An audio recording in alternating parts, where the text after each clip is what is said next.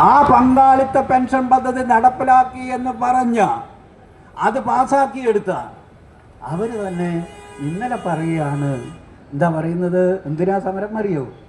പങ്കാളിത്ത പെൻഷൻ പദ്ധതി പിൻവലിക്കുക. അങ്ങനെയുണ്ട്, പങ്കാളിത്ത പെൻഷൻ പദ്ധതി പിൻവലിക്കുക.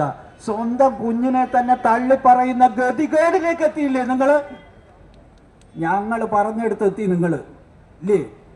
2013 നിങ്ങൾക്ക് ഇപ്പോൾ പറയാൻ പറ്റുമോ? VD സതീശന് പറയാൻ പറ്റുമോ ഉമ്മൻചാണ്ടി തെറ്റായിരുന്നു എന്ന് പറയാൻ പറ്റുമോ?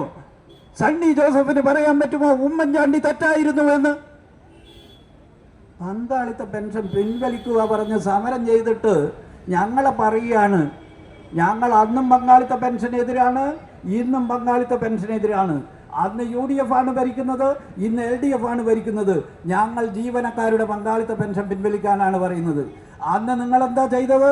നിങ്ങൾക്ക് പറ്റിയ വേദിയായിരിക്കും ഇന്നലത്തെ വേദി എന്ന് പറയുന്നത്. കാരണം 2013 പങ്കാളിത്ത പെൻഷൻ പദ്ധതി കേരളത്തിലെ ജീവനക്കാർക്ക് നടപ്പിലാക്കിയപ്പോൾ അതിനെതിരെ അനിശ്ചിതകാല പണിമുടക്ക് ഉൾപ്പെടെയുള്ള പ്രക്ഷോഭങ്ങൾ നടത്തിയവരാണ് ഇവിടെ കൂടിയിരിക്കുന്ന ഓരോരാളും.